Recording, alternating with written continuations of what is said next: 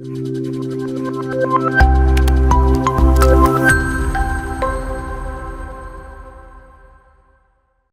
Students, അപ്പോൾ നമ്മൾ ഇന്ന് കമ്പാരറ്റീവ് പൊളിറ്റിക്സ് ഇഷ്യൂസ് ആൻഡ് ട്രെൻഡ്സിന്റെ യൂണിറ്റ് 1 ആണ് ഡീൽ ചെയ്യാൻ പോകുന്നത്. Unit 1 is comparative politics, nature, significance and evolution. അപ്പോൾ നമുക്ക് ഇതിന്റെ ഇൻട്രൊഡക്ഷനിലോട്ട് കിടക്കാം. Comparative politics is a methodological sub discipline of political science rather than a substantive one. ഒരു ഇൻഡിപെൻഡന്റ് ആയിട്ടുള്ള ഒരു പൊളിറ്റിക്കൽ സയൻസിന്റെ സബ് ഡിസിപ്ലിനെക്കാളും ഒരു മെത്തഡോളജിക്കൽ സബ് ഡിസിപ്ലിൻ എന്ന് പറയുന്നതായിരിക്കും കമ്പാരറ്റീവ് പൊളിറ്റിക്സിന് യോജിച്ച ഒരു terminology. And it uses comparative method of inquiry as well. ശരിക്കും പറഞ്ഞാൽ ഇതിന് മുമ്പുണ്ടായിരുന്ന ട്രഡീഷണൽ മെത്തേഡ് എല്ലാം ഇൻസ്റ്റിറ്റ്യൂഷൻസിനെ മാത്രം അനലൈസ് ചെയ്തിട്ടുണ്ടായിരുന്നതാണ്. പക്ഷേ കമ്പാരറ്റീവ് പൊളിറ്റിക്സിന്റെ എവല്യൂഷന് ശേഷം a system in which inquiry is comparative method, and നമ്മൾ എങ്ങനെയാണ് പൊളിറ്റിക്കൽ സിസ്റ്റംസിനെ കമ്പയർ ചെയ്ത് അതിനൊരു അനലിറ്റിക്കൽ ആയിട്ടുള്ള ഒരു സ്റ്റഡിയാണ് നടത്താനായിട്ട് കമ്പാരറ്റീവ് പൊളിറ്റിക്സിന് ശേഷം സാധിച്ചിട്ടുള്ളത്. അപ്പൊ ഇതൊരു പുതിയ ഫീൽഡായിട്ട് വരുന്നത് വേൾഡ് വാർ II ശേഷമാണ്. അപ്പോൾ scientific comparison of political system അങ്ങനെ ഒരു ഐഡിയോളജി വരുന്ന സമയത്ത് നമുക്ക് സയന്റിഫിക്കലി എങ്ങനെയാണ് കമ്പയർ ചെയ്യാൻ പറ്റുക എന്നുള്ള ഒരു കോണ്ടെക്സ്റ്റ് വന്നു. ആ ഒരു സമയത്താണ് കമ്പാരറ്റീവ് പൊളിറ്റിക്സ് ഇവോൾവ് ആയി വന്നത്. പക്ഷേ it is described as having A very Messi centre as it merges with various other political subjects. അപ്പോൾ അതിന്റെ ഒരു ബൗണ്ടറി ഇഷ്യൂസ് ഉണ്ട് ബാക്കി സബ്ജക്ട്സുമായിട്ട്. അത് നമ്മൾ കൂടുതലായിട്ട് ഡീറ്റെയിലിൽ പറയുന്നത്. What is comparative politics? അപ്പോൾ to encompass major political similarities and differences between countries. Countries തമ്മിലുള്ള സിമിലാരിറ്റീസും ഡിഫറൻസസും അനലൈസ് ചെയ്യാൻ വേണ്ടിയിട്ടാണ് കമ്പാരറ്റീവ് പൊളിറ്റിക്സ് എന്ന് പറയുന്ന ഒരു ഡൊമെയിൻ വരുന്നത്. അപ്പൊ ഇതിന് മുന്നായിട്ട് ട്രഡീഷണൽ അപ്രോച്ച് ഉണ്ടായിരുന്നു. അതിൽ കമ്പാരറ്റീവ് ഗവൺമെന്റ് എന്ന് പറയുന്ന ഒരു അപ്രോച്ചാണ് ഉണ്ടായിരുന്നത്. അത് ട്രഡീഷണൽ ലേബലിലാണ് വരുന്നത്. അപ്പൊ സ്റ്റേറ്റ് ഇൻസ്റ്റിറ്റ്യൂഷൻസ് മാത്രമേ കൺസിഡർ ചെയ്തിട്ടുള്ളൂ. പക്ഷേ കമ്പാരറ്റീവ് പൊളിറ്റിക്സ് എന്ന് പറയുന്ന concept is modern and it is inclusive as well as interdisciplinary. Post 1950s evolve ചെയ്ത ഒരു കോൺസെപ്റ്റ് ആണ്. ഇതിലെ മെയിൻലി സ്റ്റേറ്റ് ഇൻസ്റ്റിറ്റ്യൂഷൻസ് മാത്രമല്ല, പൊളിറ്റിക്കൽ പ്രോസസ്സസും വരും. It involves the study of political parties, pressure groups etcetera.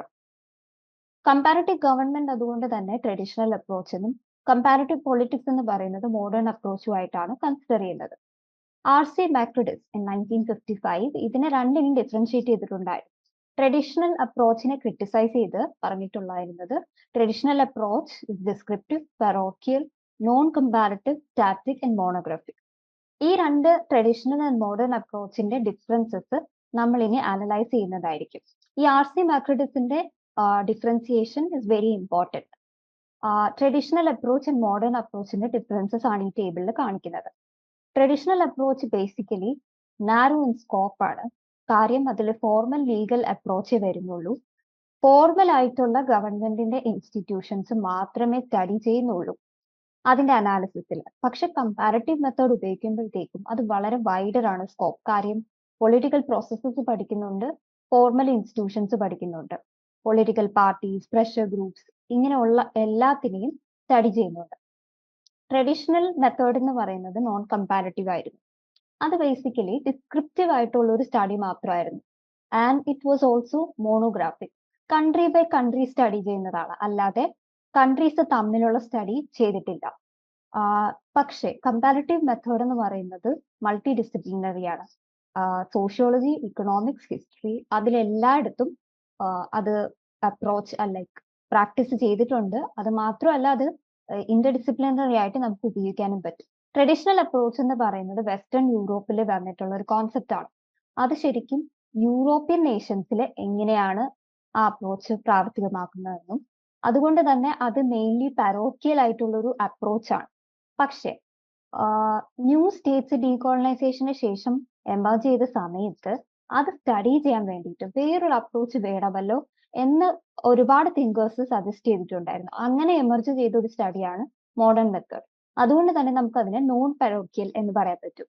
Non parochial means it is not Eurocentric. Static ആണ് traditional approach. അതായത് political ചേഞ്ചിനെയോ എങ്ങനെയാണ് പൊളിറ്റിക്കൽ സിസ്റ്റം ഇവല്യൂഷൻ സംഭവിക്കുന്നതെന്ന് പഠിക്കാൻ ട്രഡീഷണൽ അപ്രോച്ചിന് കഴിഞ്ഞിട്ടില്ല. എന്നാൽ പൊളിറ്റിക്കൽ ചേഞ്ച് എങ്ങനെ നടക്കുന്നു എന്ന് എക്സാമിൻ ചെയ്യാനും ട്രഡീഷണൽ എന്ന മോഡേണിലേക്ക് സിസ്റ്റത്തിലെ ചേഞ്ച് വരുന്നത് എങ്ങനെയാണെന്നും കമ്പാരിറ്റീവ് മെത്തേഡിലൂടെ നമുക്ക് അനലൈസ് ചെയ്യാൻ സാധിക്കും. ഹറോൾഡ് ലാസ്വെല്ലും ഗബ്രിയൽ ആൽമണ്ടും ആണ് ഈ ഫീൽഡിന് കാർവ് ചെയ്തെടുത്തത് കമ്പാരിറ്റീവ് മെത്തേഡ്.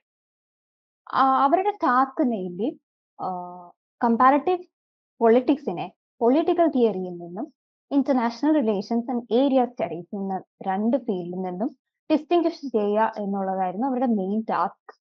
അപ്പൊ ആദ്യം ഈ മോഡേൺ അപ്രോച്ചിനെ പൊളിറ്റിക്കൽ തിയറിയിൽ നിന്ന് ഡിസ്റ്റിങ്വിഷ് ചെയ്യുന്ന ഫീച്ചേഴ്സ് ആണ് ആദ്യം ഡിസ്കസ് ചെയ്യാൻ പോകുന്നത്. കമ്പാരിറ്റീവ് പൊളിറ്റിക്സ് ഇൻവോൾവ് ചെയ്യുന്നത് to classify, to categorise and discover relationship among variables. നമ്മൾ എടുക്കുന്ന രണ്ട് വേരിയബിൾസിന്റെ റിലേഷൻഷിപ്പ് ഡിസ്കവർ ചെയ്യാനും അതിൽ നിന്ന് നമുക്കൊരു ടെൻഡേറ്റീവ് ആയിട്ടുള്ള ഒരു ഹൈപ്പോത്തിസിസ് ബിൽഡ് ചെയ്യാനും അത് എംപെറിക്കലി ടെസ്റ്റ് ചെയ്യാനുമാണ് കമ്പാരിറ്റീവ് പൊളിറ്റിക്സ് വഴി നമ്മൾ യൂസ് ചെയ്യുന്നത്. കമ്പാരിറ്റീവ് റിസർച്ച് അതുകൊണ്ട് തന്നെ ഒരു എസ്റ്റാബ്ലിഷ്ഡ് ആയിട്ടുള്ള ഒരു തിയറി വെച്ചിട്ട് അതിനെ എംപെറിക്കലി ടെസ്റ്റ് ചെയ്ത് അത് റിഫൈൻ ചെയ്യാണ് ചെയ്യുന്നത്. പക്ഷെ പൊളിറ്റിക്കൽ തിയറിയിൽ വരുന്നത് മെയിൻലി തിയറിറ്റിക്കൽ ഒരു ആസ്പെക്ട് മാത്രമായിട്ടാണ് ഉള്ളത്. അതിൽ ടെസ്റ്റിംഗ് ഒന്നുമില്ല, not in an empirical manor.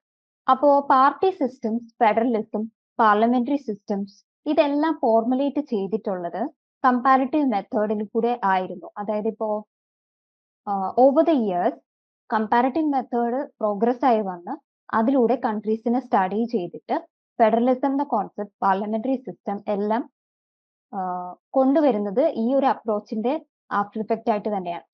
Comparative politics having boundary issues with international relation. International relations എന്ന് പറയുന്ന കോൺസെപ്റ്റ് ഡീൽ ചെയ്യുന്നത് it's mainly relations between Nations. അപ്പൊ സ്റ്റേറ്റ്സ് തമ്മിലുള്ള റിലേഷൻഷിപ്പ് അനലൈസ് ചെയ്യാനാണ് ഏരിയ സ്റ്റഡീസ് കൂടുതലും ഡീൽ ചെയ്യുന്നത്. പക്ഷേ അതുകൊണ്ട് തന്നെ അനലിറ്റിക്കൽ ഡെപ്ത് വളരെ കുറവാണ് അതിന്റെ സ്റ്റഡീസ്. അതൊരു ഡീറ്റെയിൽഡ് ആയിട്ടൊരു അനാലിസിസിന് പോകുന്നില്ല.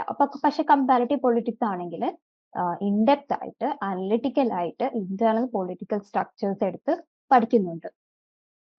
ഇത് ശരിക്കും പറഞ്ഞാൽ സ്റ്റേറ്റ്സ് തമ്മിലുള്ള റിലേഷൻഷിപ്പിനെ ഇൻഡെപ്ത് ആയിട്ട് പഠിക്കുന്നില്ല.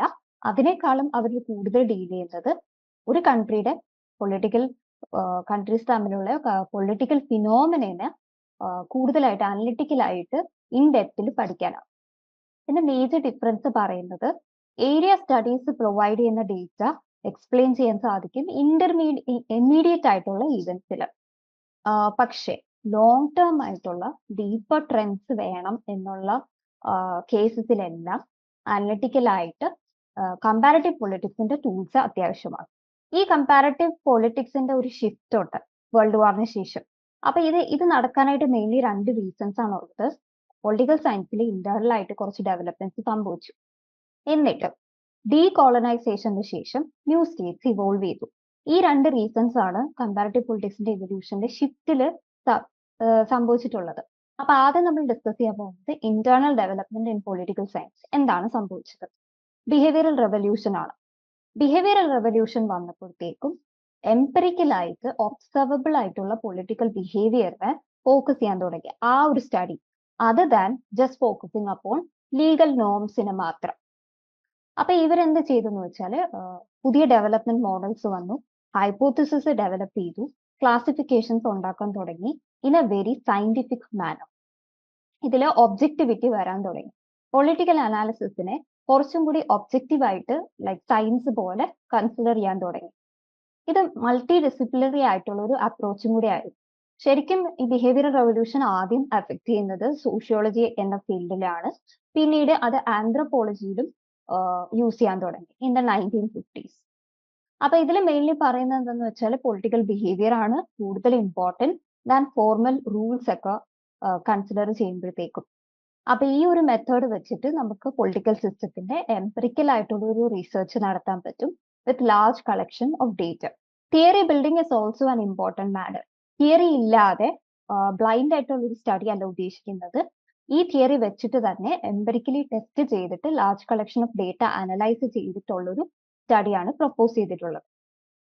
തേർഡ് വേൾഡ് എമർജൻസ്, ഡീകോളനൈസേഷന് ശേഷം പുതിയ സ്റ്റേറ്റ്സ് എമർജ് ചെയ്യാൻ തുടങ്ങി.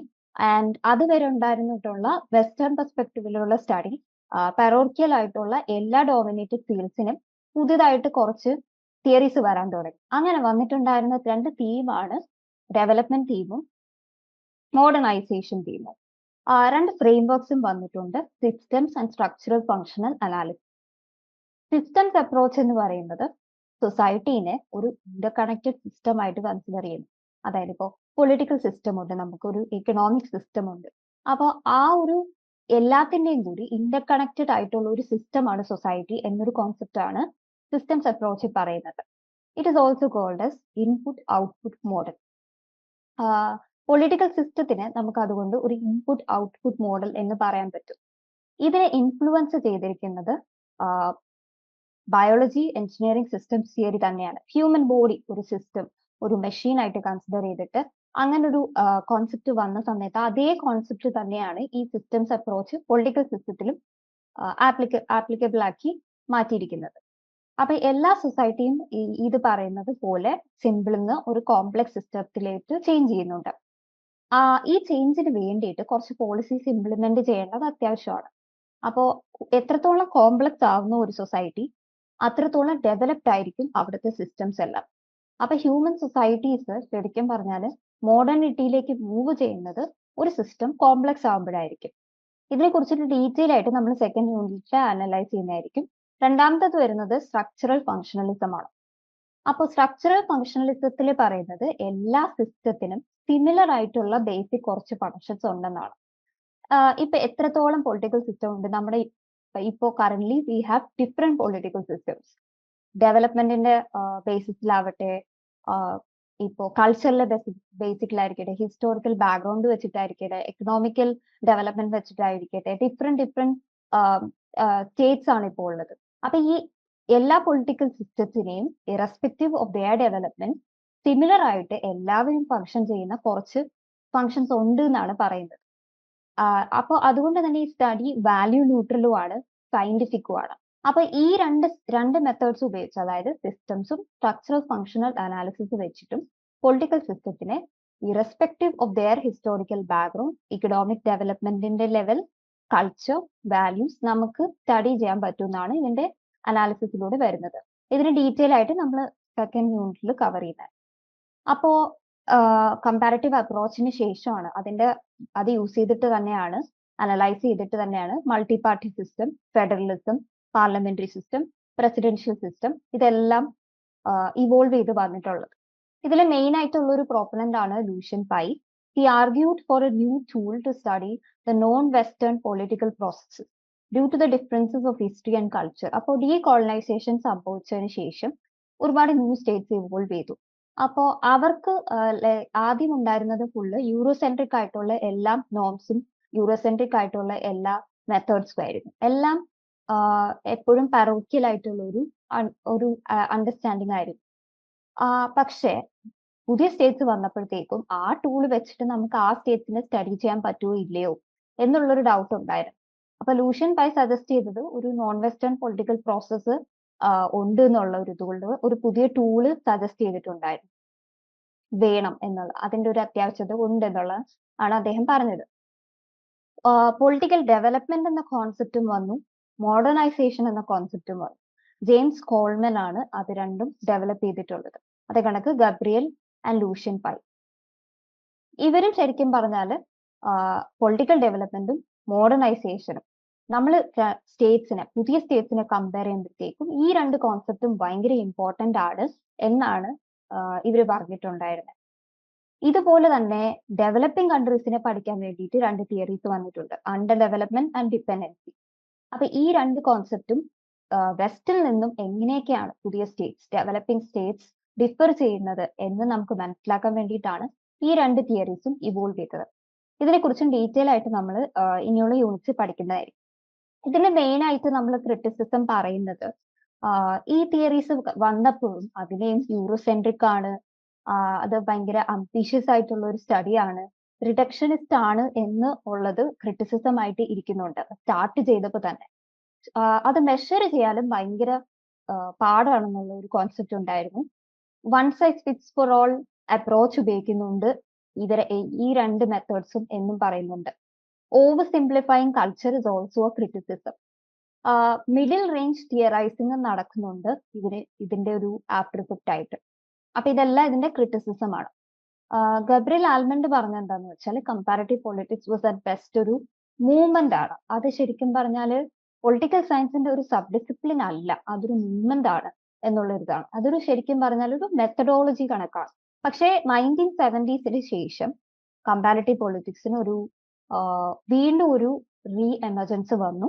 Part of it were incorporated with political theory and part of it with international relations and area study.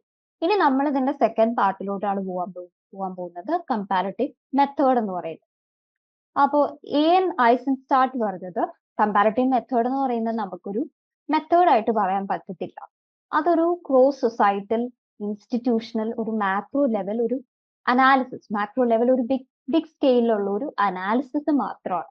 ശരിക്കും അതൊരു മെത്തേഡ് ആയിട്ട് നമുക്ക് പറയാൻ പറ്റത്തില്ല എന്നാണ് ആരൻ ലിപ്ഹാർട്ട് പറഞ്ഞത്. ശരിക്കും അതൊരു മെത്തേഡ് ആണ്, similar to experimental, statistical, case study method കണക്ക്. അതൊരു ജസ്റ്റ് ഒരു വേഗ് ആയിട്ടുള്ള ഒരു ടേം അല്ല, അത് ശരിക്കും ഒരു കോർ മെത്തേഡ് എന്നാണ്. ഡിബേറ്റ്സ് ഉണ്ടായിരുന്നു ഒരുപാട് അത് ഇവോൾവ് ചെയ്ത് വരുന്ന സമയത്ത്. കരോൾ ലാസ്വെൽഡ് പറഞ്ഞത് it is A scientific approach. Scientific approach ശരിക്കും പറഞ്ഞാൽ കമ്പാരറ്റീവ് ആണ്. അപ്പൊ അതുകൊണ്ട് ഒരു പുതിയ സെപ്പറേറ്റ് കമ്പാരറ്റീവ് മെത്തേഡിന്റെ ആവശ്യം ഇല്ലെന്നാണ് ഹരോൾഡ് ലാസ്വെൽഡ് പറഞ്ഞത്. ഗബ്രിയൽ ആൽമണ്ട് പറയുന്നത് എന്താണെന്ന് വെച്ചാൽ ഈ കമ്പാരറ്റീവ് മെത്തേഡിനെ സയന്റിഫിക് മെത്തേഡുമായിട്ട് ഈക്വേറ്റ് ചെയ്തു, രണ്ടും ഒരേ കണക്ക് തന്നെ ഈക്വേറ്റ് ചെയ്ത് ഒരു അനാലിസിസ് ആയിരുന്നു എന്നാണ്. അപ്പൊ ഈ ഡിബേറ്റ് എന്ന് പറയുന്നത് ബിറ്റ്വീൻ ഒരു ഡിസ്റ്റിങ്ക്ട് മെത്തേഡ് ആണോ, ലിപ്ഹാർട്ട് പറഞ്ഞിട്ടുണ്ടായിരുന്നു അതൊരു കോർ മെത്തേഡ് ആണ്, അത് ഡിസ്റ്റിങ്ക്ട് ആയിട്ടുള്ള ഒരു മെത്തേഡ് ആണ്, just like experimental, statistical, case study ഒക്കെ കണക്ക്. അതേ കണക്ക് ഒരു മെത്തേഡ് ആണോ, അതൊരു ജസ്റ്റ് ഒരു ഇൻഹെറന്റ് പാർട്ട് ഓഫ് സയൻസ്. അതായത് ഇപ്പോ സയന്റിഫിക് മെത്തേഡിനെ കണക്ക് ഇക്വേറ്റ് ചെയ്തിട്ടാണ് ഗബ്രിയൽ ആൽമണ്ടും ഹരോൾഡ് ലാസ്വെല്ലും പറഞ്ഞത്. അപ്പൊ അതേ കണക്കാണോ എന്നുള്ളൊരു ഡിബേറ്റ് ഉണ്ടായിരുന്നു. പക്ഷെ ഇവർ എഗ്രി ചെയ്യുന്ന ഒരു കാര്യത്തിൽ മാത്രമാണ്, ഇത് ശരിക്കും വർക്ക് ചെയ്യുന്നത് political system, social system analysis ചെയ്യാനായിട്ട് വളരെയധികം ഹെൽപ്ഫുൾ ആണ് ഇത് കമ്പാരറ്റീവ് മെത്തേഡ്. അതൊരു ടൂളായിട്ടാണോ നമ്മൾ അതൊരു ഫ്രെയിംവർക്ക് ആയിട്ട് എടുത്താലും ഭയങ്കരമായിട്ട് യൂസ്ഫുൾ ആണ് എന്നുള്ളതിൽ ആർക്കും തർക്കമില്ലായിരുന്നു. ഇനി കമ്പാരറ്റീവ് മെത്തേഡിനെ ബേസിക്കലി നമ്മൾ സ്റ്റഡി ചെയ്യുമ്പോഴത്തേക്കും രണ്ട് സ്റ്റെപ്സ് ആയിട്ടാണ് നമ്മൾ പറയുന്നത്. ആദ്യം നമ്മൾ നമ്മുടെ വേരിയബിൾസിന് മെഷർ ചെയ്യും, എന്നിട്ട് നമ്മൾ സ്റ്റെപ്പ് 2ലാണ് കമ്പാരറ്റീവ് സ്റ്റഡി നടക്കുന്നത്. ഈ മെത്തേഡും ടെക്നിക്കും തമ്മിലുള്ളൊരു ഡൗട്ട് കാണും നമുക്ക് എല്ലാവർക്കും. അപ്പൊ കമ്പാരറ്റീവ് മെത്തേഡ് കൊണ്ട് ഉദ്ദേശിക്കുന്നത് ഇസ് എ ജനറൽ ആയിട്ടുള്ള ഒരു മെത്തേഡ്, ഒരു നാരോ സ്പെഷ്യലൈസ്ഡ് ടെക്നിക് ഒന്നുമല്ല. നമ്മളിപ്പോ കമ്പയർ ചെയ്യത്തില്ലേ സ്റ്റേറ്റ്സ് തമ്മിലുള്ള ഇപ്പോൾ പൊളിറ്റിക്കൽ സിസ്റ്റം എത്രത്തോളം എഫിഷ്യന്റ് ആയിട്ട് വർക്ക് ചെയ്യുന്നു, അങ്ങനെയൊക്കെ കമ്പയർ ചെയ്യുന്ന ഒരു മെത്തേഡ്. സയന്റിഫിക്കലി എങ്ങനെയാണ് ആ കമ്പാരറ്റീവ് മെത്തേഡ് ഉള്ളത്, അതുപോലത്തെ ഒരു മെത്തേഡ്. ഇതിനെ ബേസിക്കലി ഒരു മെത്തേഡ് ഓഫ് കമ്പാരിസൺ എന്ന് പല സ്കോളേഴ്സ് വിളിക്കുന്നുണ്ട്. കാര്യം അതൊരു മെത്തേഡ് എന്ന് പറയുന്നതിനേക്കാളും അതിനൊരു പ്രിസൈസ്നെസ് ഇല്ല. അതിനേക്കാളും ഒരു മെത്തേഡ് ഓഫ് കമ്പാരിസൺ എന്ന് പറയുമ്പോഴത്തേക്കുമാണ് കമ്പാരറ്റീവ് മെത്തേഡിന് ഒരു ഇത് വരുന്നത്. അതൊരു റിസർച്ച് സ്ട്രാറ്റജിയാണ്. നമ്മൾ റിസർച്ച് ചെയ്യുമ്പോഴത്തേക്കുമാണ് ബേസിക്കലി ഇതിന്റെ ഈ സ്ട്രാറ്റജി ഭയങ്കര യൂസ്ഫുൾ ആവുന്നത്, even in political science field. ഇനി ഇതിന്റെ comparative politics in association with experimental, statistical method as well as case study method. Comparative മെത്തേഡിനെ കൂടുതലായിട്ട് മനസ്സിലാക്കാൻ വേണ്ടിയിട്ട് ഇത് മൂന്നുമായിട്ടുള്ള റിലേഷൻഷിപ്പ് അനലൈസ് ചെയ്യുന്നത് വളരെ ഇമ്പോർട്ടന്റ് ആണ്. അപ്പൊ ആദ്യമായിട്ട് എക്സ്പെരിമെന്റൽ മെത്തേഡ് വെച്ചിട്ട് നമുക്ക് എന്ത് ചെയ്യാന്ന് വെച്ചാൽ സയന്റിഫിക്കലി ഇപ്പൊ സയൻസ് ഫീൽഡിലൊക്കെയാണ് അത് ബേസിക്കലി യൂസ് ചെയ്യുന്നത്. അപ്പോൾ അത് രണ്ട് വേരിയബിൾസിനെ കൺട്രോൾ സിറ്റുവേഷനിൽ സയന്റിഫിക്കലി നമ്മൾ അപ്രോച്ച് ചെയ്യുന്ന ഒരു മെത്തേഡാണ്. ഇത് ശരിക്കും പൊളിറ്റിക്കൽ സയൻസ് ഫീൽഡിൽ അപ്ലൈ ചെയ്യാൻ പറ്റത്തില്ല. അങ്ങനെയുള്ള സിറ്റുവേഷനിലാണ് സ്റ്റാറ്റിസ്റ്റിക്കൽ മെത്തേഡ് വരുന്നത്. Statistical method is the mathematical manipulation of empirical data to discover controlled relationships among variables. അപ്പൊ ഇതും ശരിക്കും പറഞ്ഞാൽ എംപെറിക്കൽ ഡേറ്റ അനാലിസിസ് തന്നെയാണ്. നമുക്ക് രണ്ട് വേരിയബിളിന്റെ റിലേഷൻഷിപ്പ് അനലൈസ് ചെയ്യാൻ പറ്റും. എക്സ്പെരിമെന്റൽ പൊളിറ്റിക്കൽ സയൻസിൽ ഉപയോഗിക്കാൻ പറ്റാത്തത് കൊണ്ട് സ്റ്റാറ്റിസ്റ്റിക്കൽ നമ്മൾ ഉപയോഗിക്കുന്നുണ്ട്. അപ്പൊ ഇതില് it handles the problem of control. അപ്പൊ നമ്മൾ ഇതിൽ സാമ്പിളിനെ ഡിഫറെന്റ് ഗ്രൂപ്പ്സ് ആയിട്ട് നമ്മൾ ഡിവൈഡ് ചെയ്യും ബേസ്ഡ് ഓൺ, ഇപ്പൊ example based on income, age, education, ഇങ്ങനെ ഡിവൈഡ് ചെയ്തിട്ടുള്ള ഡിഫറെന്റ് സാമ്പിൾസ് ഇല്ലേ, അതിനെ നമ്മൾ ഡിഫറെന്റ് ഗ്രൂപ്പ്സ് ആയിട്ട് ഈ കൺട്രോളിനെ നമ്മൾ ഹാൻഡിൽ ചെയ്യും by correlation or cross tabulation. സാമ്പിളിലെ ഡിഫറെന്റ് ഗ്രൂപ്പ് ആക്കിയിട്ടാണ് നമ്മളത് ചെയ്യുന്നത്. എന്നിട്ട് ഈ രണ്ട് സെലക്ട് ചെയ്തിട്ടുള്ള വേരിയബിൾസ് വെച്ചിട്ട് നമ്മൾ അതിന്റെ കോറിലേഷൻ നോക്കും.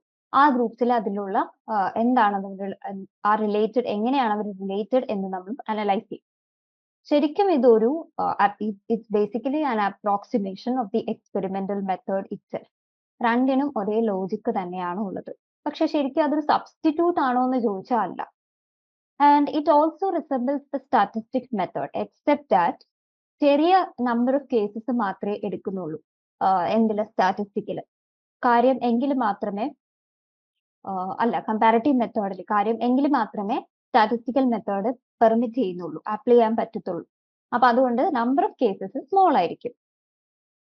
അപ്പൊ ഇങ്ങനെ കുറച്ച് ഇഷ്യൂസ് ഉണ്ട്. അതായത് ഇപ്പോ നമ്പർ ഓഫ് കേസസ് സ്മോൾ എടുക്കണം, പിന്നീട് കമ്പാരറ്റീവ് മെത്തേഡിനുള്ള കുറച്ച് ഇഷ്യൂസിനെ നമുക്ക് എങ്ങനെ അത് സോൾവ് ചെയ്യാം എന്നുള്ളൊരു മെഷേഴ്സ് ആണ് പറയാൻ പോകുന്നത്. സ്റ്റാറ്റിസ്റ്റിക്കൽ മെത്തേഡ് എടുക്കുന്നത് എവിടെയാണെന്ന് വെച്ചാൽ ലാർജ് സാമ്പിൾസിലായിരിക്കും. ഇപ്പൊ ക്വാണ്ടിറ്റേറ്റീവ് ആയിട്ട് ടെസ്റ്റ് ചെയ്യേണ്ട ഒരു കേസസിലാണ് നമ്മൾ സ്റ്റാറ്റിസ്റ്റിക്കൽ എടുക്കുക. പക്ഷേ ഇപ്പൊ നമ്മളൊരു ഹോൾ പൊളിറ്റിക്കൽ സിസ്റ്റത്തിനെ പഠിക്കണം, അനലൈസ് ചെയ്യണം. ഇപ്പോ ഡെമോക്രസീസ് വേഴ്സസ് അതോറിറ്റേറിയൻ റെജീംസ്, അങ്ങനെ ഒരു സ്റ്റഡി നടത്തണം. അപ്പോൾ നമുക്ക് സ്റ്റാറ്റിസ്റ്റിക്കൽ എടുക്കുന്നതിനേക്കാളും കമ്പാരറ്റീവ് മെത്തേഡാണ് എടുക്കാൻ പറ്റുന്നത്. ഇത് രണ്ടും കമ്പൈൻ ചെയ്ത് ചില സിറ്റുവേഷനിൽ നമുക്ക് യൂസ് ചെയ്യാൻ പറ്റും. ഈ കമ്പാരറ്റീവ് അനാലിസിസ് ഫസ്റ്റ് നമ്മൾ നടത്തുന്നത് കമ്പാരറ്റീവ് അനാലിസിസ് ആണ്. അത് കമ്പാരറ്റീവ് അനാലിസിസ് എന്ന് പറയുന്നത് ബിഗ് സ്കെയിലിൽ ഒരു മാക്രോ ലെവലിൽ നടത്തുന്ന ഒരു അനാലിസിസ് ആണ്. അപ്പോൾ നമ്മൾ മെയിൻലി ആദ്യം ഒരു ഹൈപ്പോത്തിസിസ് ഉണ്ടാക്കും, ഒരു big picture hypothesis. For example, ഇപ്പൊ നമ്മൾ federal system reduces ethnic conflict, ഇതാണ് നമ്മൾ പഠിക്കാൻ ഉദ്ദേശിക്കുന്നത്. അപ്പൊ ഇതാണ് നമ്മൾ ആദ്യം ഫോർമുലേറ്റ് ചെയ്തിട്ടുള്ള ഒരു കമ്പാരറ്റീവ് അനാലിസിസിന് വേണ്ടിയിട്ടുള്ള ഒരു ഹൈപ്പോത്തിസിസ്. എന്നിട്ട് നമ്മൾ എന്ത് ചെയ്യുന്നു വെച്ചാൽ സെക്കൻഡ് സ്റ്റേജിലേക്ക് കിടക്കും. സെക്കൻഡ് സ്റ്റേജ് എന്ന് പറയുന്നത് സ്റ്റാറ്റിസ്റ്റിക്കൽ സ്റ്റേജ് ആണ്. ഇവിടെ ഹൈപ്പോത്തിസിസിനെ നമ്മൾ ലാർജ് ഡേറ്റ സെറ്റ് വെച്ചിട്ട് ടെസ്റ്റ് ചെയ്യും.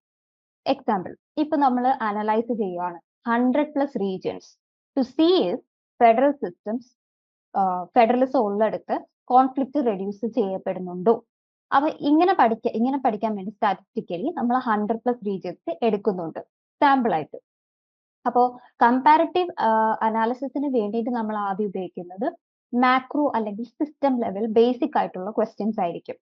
മൈക്രോ ലെവൽ ടെസ്റ്റിങ്ങിന് വേണ്ടിയിട്ട് നമ്മൾ ഉപയോഗിക്കുന്നത് സ്റ്റാറ്റിസ്റ്റിക്കൽ സ്റ്റേജ് ആണ്. അതാണ് നമ്മൾ 100+ റീജിയന് നമ്മൾ എടുത്തിട്ട് ടെസ്റ്റ് ചെയ്യാൻ ഉദ്ദേശിക്കുന്നത്.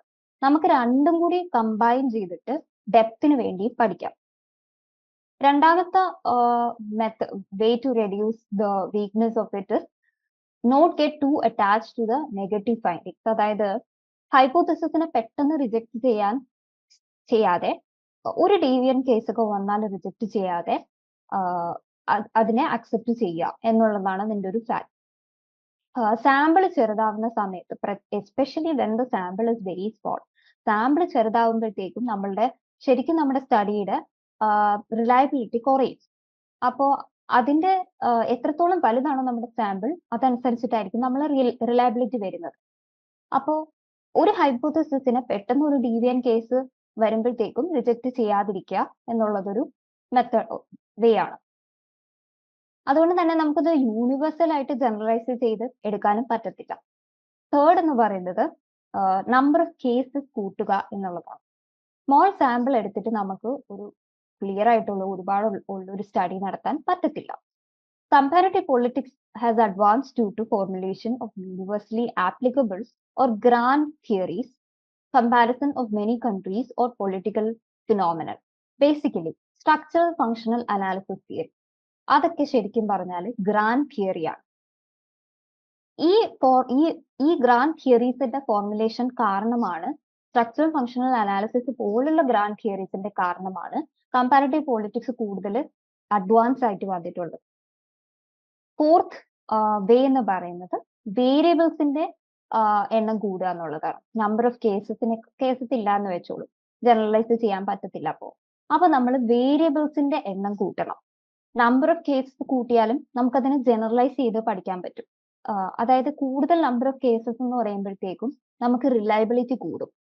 സ്മോൾ സാമ്പിൾ ആണെങ്കിൽ നമ്മുടെ റിലയബിലിറ്റി വളരെ കുറവായിരിക്കും. വേരിയബിൾസ് കൂട്ടുവാണെങ്കിലോ അപ്പോഴും നമ്മളെ കൂടുതലായിട്ട് ജനറലൈസ് ചെയ്യാൻ പറ്റും. സ്റ്റഡി ഭയങ്കര റിലയബിൾ ആയിരിക്കും. നാലാമത്തെ കേസ് എന്ന് പറയുന്നത് കമ്പാരബിൾ കേസസ് എടുക്കുക. അതായത് ചില കേസസിന് സിമിലർ ആയിട്ട് കുറേ കോൺസ്റ്റൻസ് കാണും, കുറേ ആസ്പെക്ട്സ് കാണും. ഈ സിമിലർ ആയിട്ട് കേസസിൽ വരുന്ന ആസ്പെക്ട്സിന് പറയുന്നതാണ് കോൺസ്റ്റൻസ് എന്ന് പറയുന്നത്. നമ്മൾ എടുക്കുന്ന വേരിയബിളിനെ ഒഴിച്ച് സിമിലർ ആയിട്ട് കുറെ കാര്യങ്ങൾ സിമിലർ ആയിട്ട് ഉണ്ടെങ്കിൽ പഠിക്കാൻ എളുപ്പമായിരിക്കും. അനലൈസ് ചെയ്യുമ്പോഴത്തേക്കും കൂടുതൽ റിലയബിൾ ആയിട്ടുള്ള ഒരു റിസൾട്ടും കിട്ടും. എക്സാമ്പിൾ പറയുക, studying healthcare outcomes in countries with similar GDP or capita but different healthcare policy. അപ്പൊ ഇതിലെ ശരിക്കും പറഞ്ഞാൽ നമ്മൾ അനലൈസ് ചെയ്യുന്ന എന്താണ്? Health care outcome in countries ആണ്.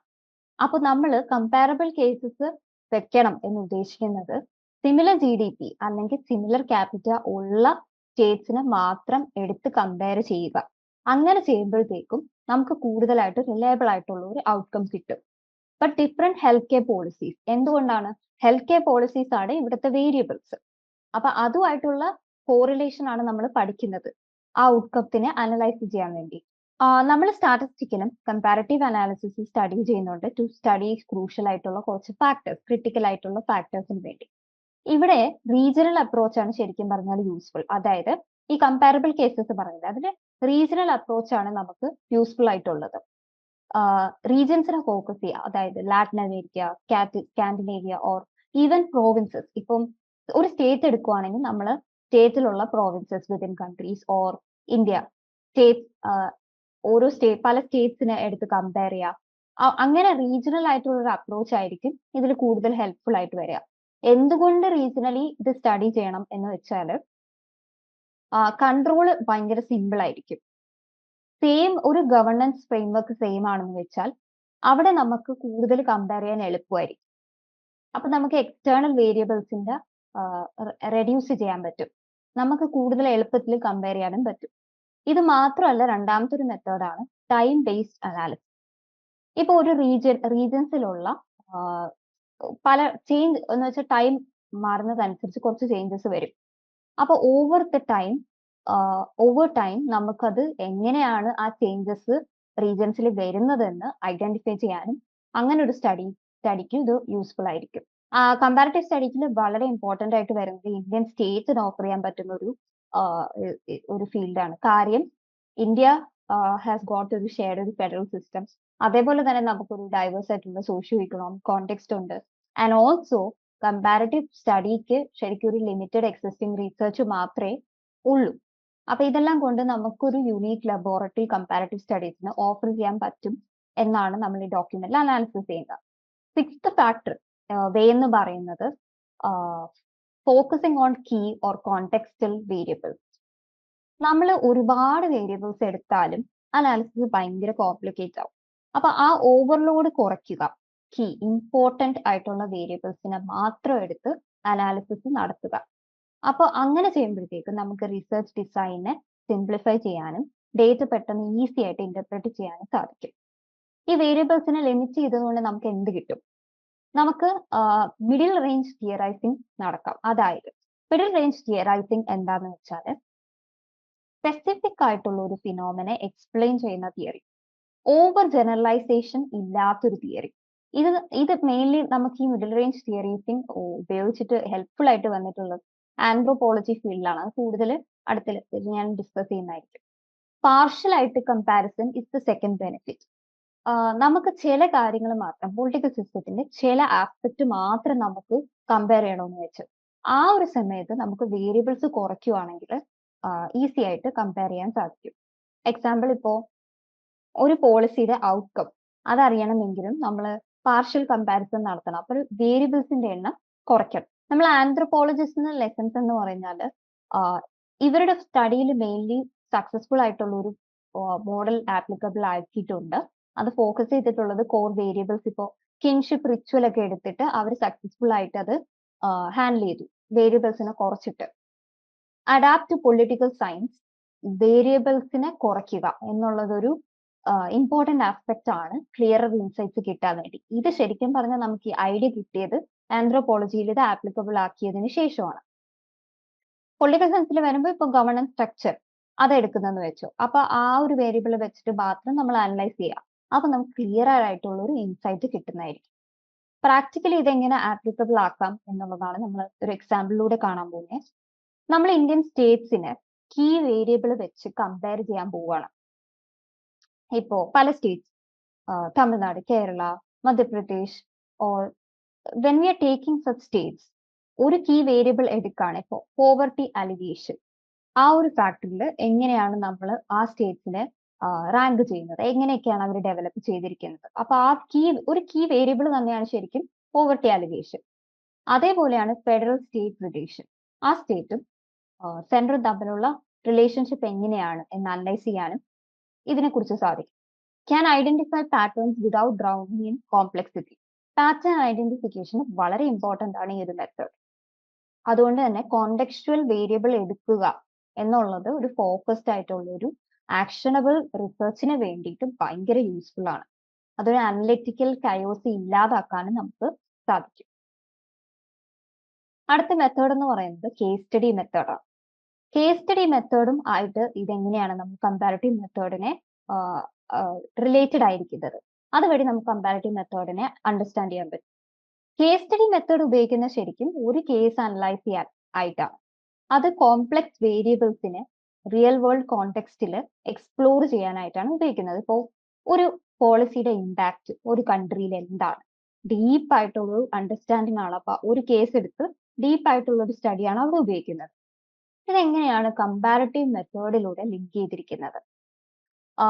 ബ്രോഡർ ആയിട്ടൊരു കമ്പാരിസന് വേണ്ടിയിട്ട് എടുക്കുമ്പോൾ നമ്മൾ കമ്പാരിറ്റീവ് മെത്തേഡ് കേസ് സ്റ്റഡിയും കൂടി മെർജ് ചെയ്യും. കേസ് സ്റ്റഡി നമ്മൾ എടുക്കുന്നത് ഇൻഡെപ്ത് ആയിട്ടുള്ള ഒരു വേരിയബിളിന്റെ അനാലിസിസിന് വേണ്ടിയിട്ടാണ്. എന്നിട്ട് നമ്മൾ എന്ത് ചെയ്യും? കമ്പാരിറ്റീവ് മെത്തേഡ് യൂസ് ചെയ്യും. അപ്പൊ നമുക്ക് രണ്ടും കൂടെ യൂസ് ചെയ്യുമ്പോഴത്തേക്ക് ഒരു ഇൻഡെപ്ത് ആയിട്ടുള്ള ഒരു അനാലിസിസ് കിട്ടും. കേസ് സ്റ്റഡി മെത്തേഡിന് ശരിക്കും പറഞ്ഞ ഒരു അംബിഗ്വിറ്റി ഉണ്ട്. കാര്യം അത് ജനറലൈസ് ചെയ്ത് നമുക്ക് പറയാൻ പറ്റത്തില്ല, ഒരു കേസല്ലേ എടുക്കുകയുള്ളൂ. അപ്പൊ അങ്ങനെ ഒരു ഇഷ്യൂ ഉണ്ട്. മൾട്ടിപ്പിൾ കേസ് സ്റ്റഡി എടുക്കുക. മൾട്ടിപ്പിൾ കേസ് സ്റ്റഡി വെച്ചിട്ട് നമ്മൾ ഒരു തിയറി ഉണ്ടാക്കാൻ പറ്റും. ആ ഒരു സിറ്റുവേഷന് നമ്മൾ കമ്പാരിറ്റീവ് മെത്തേഡ് ഉപയോഗിക്കുന്നുണ്ട്. കേസ് സ്റ്റഡി മെത്തേഡ് ഒരുപാടുണ്ട്. Descriptive, interpretative, theory supporting and theory challenging. Descriptive എന്ന് പറയുന്നത് ഒരു ഫിനോമിനന് തിയറി ഇല്ലാതെ ഒബ്സർവ് ചെയ്തിട്ട് അതിനെ കുറിച്ചിട്ടുള്ള ഒരു അനാലിസിസ് പറയാനാണ്. ഇന്റർപ്രിറ്റേറ്റീവില് മെയിൻലി മീനിങ്സ് അല്ലെങ്കിൽ കോണ്ടെക്സ്റ്റ് കൾച്ചറലി അനാലിസിസ് നടത്തി ഇൻഡെപ്ത് ആയിട്ടുള്ള ഒരു അനാലിസിസ് കൊടുക്കുന്ന ഒരു കേസ് സ്റ്റഡിയാണ് ഇന്റർപ്രിറ്റേറ്റീവ്. തിയറി സപ്പോർട്ടിങ്ങും എക്സിസ്റ്റിംഗ് തിയറിനെ സപ്പോർട്ട് ചെയ്തിട്ട് ഒരു കേസ് സ്റ്റഡി വെച്ച് എക്സ്പ്ലെയിൻ ചെയ്യുന്നതാണ്. തിയറി ചലഞ്ചിങ് എന്ന് പറയുന്നത് ഒരു കോൺട്രഡിക്ടറി ആയിട്ടുള്ള ഒരു ടെസ്റ്റ് കൊണ്ടുവരാൻ സാധിക്കും ഒരു കേസ് സ്റ്റഡി അനാലിസിസിലൂടെ. പൊളിറ്റിക്കൽ സയൻസിൽ ഇത് എങ്ങനെയൊക്കെ ആപ്ലിക്കബിൾ ആക്കാം? തിയറി ഡെവലപ്മെന്റിന് സാധിക്കും. അതായത് മൾട്ടിപ്പിൾ കേസ് സ്റ്റഡി നടത്തുന്നുണ്ട്. അപ്പൊ മൾട്ടിപ്പിൾ കേസ് സ്റ്റഡിയിൽ നിന്ന് എന്ത് ഇവോൾവ് ആവും? ഒരു ജനറലൈസേഷൻ ഉള്ള ഒരു ഡീപ്പർ ആയിട്ടുള്ള ഒരു അണ്ടർസ്റ്റാൻഡിങ് നമുക്ക് ലഭിക്കും. അപ്പൊ നമുക്കൊരു തിയറിനെ ഡെവലപ്പ് ചെയ്യാൻ സാധിക്കും. ഇപ്പൊ governance model across country study ആണെന്ന് വെച്ചോ, അപ്പൊ നമുക്ക് ഡെമോക്രസിക്ക് വേണ്ടിയിട്ട് ഒരു തിയറി തന്നെ ഡെവലപ്പ് ചെയ്യാൻ സാധിക്കും. ഇതിന്റെ ഡ്രോബാക്സ് എന്തൊക്കെയാണ്? ഇപ്പൊ കേസ് സ്റ്റഡി ആവട്ടെ, കമ്പാരിറ്റീവ് ആവട്ടെ, ഡ്രോബാക്സ് ഉണ്ട്. സാമ്പിൾ എടുക്കുന്നത് വളരെ കുറവായിരിക്കും. അത് നേരത്തെ ഡിസ്കസ് ചെയ്തിട്ടുള്ളതാണ്. കോണ്ടെക്സ്റ്റ് ഡിപ്പെൻഡൻസി വളരെ കൂടുതലായിരിക്കും. ഓവർ സിംപ്ലിഫൈ ചില സിറ്റുവേഷനിൽ അത് ഓവർ സിംപ്ലിഫൈ ആയി പോകുന്നുണ്ട്. അപ്പൊ ഇതെല്ലാം അതിന്റെ മേജർ ഡ്രോബാക്സ് ആയിട്ട് പറയുന്നുണ്ട്. ഇപ്പൊ എക്സാമ്പിൾ പറയാം. കേസ് സ്റ്റഡിക്ക് ശരിക്കും പറഞ്ഞാൽ ജനറലൈസബിലിറ്റി വളരെ കുറവാണ്. ഒരു കേസ് സ്റ്റഡി എടുത്ത് നമ്മൾ പഠിക്കുമ്പോഴത്തേക്കും അത് ഒരു കാര്യത്തിന്റെ ഇൻഡെപ്ത് അനാലിസിസ് ആണ്, ഒരുപാട് കാര്യത്തിന്റെ ഇൻഡെപ്ത് അനാലിസിസ് അല്ല. അപ്പൊ നമുക്ക് ജനറലൈസ് ചെയ്ത് പറയാൻ പറ്റത്തില്ല. പക്ഷെ കമ്പാരിറ്റീവ് മെത്തേഡ് എടുക്കുമ്പോൾ നമ്മൾ അത് ഉപയോഗിക്കുന്നില്ല. പക്ഷെ കമ്പാരിറ്റീവ് മെത്തേഡ് സ്ട്രഗിൾ ചെയ്യുന്നത് ഫ്യൂ കേസസിന്റെ ഇതിലാണ്. അത് ഒരുപാട് കേസസ് എടുത്തിട്ട് നമ്മൾ ചെയ്യുന്നില്ല. കേസ് സ്റ്റഡീസിനെ ഡെപ്തിന് വേണ്ടി ഉപയോഗിക്കുക. അതായത് നമ്മൾ എപ്പോഴും എന്തൊക്കെ നമ്മുടെ ആ ഒരു കോണ്ടെക്സ്റ്റ് അനുസരിച്ച് നമ്മൾ മെത്തേഡ് റിസോർട്ട് ചെയ്യുക എന്നുള്ളതാണ്. കമ്പാരിറ്റീവ് മെത്തേഡ് ഉപയോഗിക്കുന്നത് കൺട്രോൾഡ് ആയിട്ടുള്ള കോൺട്രാസ്റ്റിൽ ഉപയോഗിക്കാം. രണ്ടും ഉപയോഗിക്കുകയാണെങ്കിൽ നമുക്ക് ഇൻഡെപ്ത് ആയിട്ട് ഫുള്ളി ഒരു ഹോൾ സ്റ്റഡിക്ക് നടത്തും. It depends on the situation. Thank you.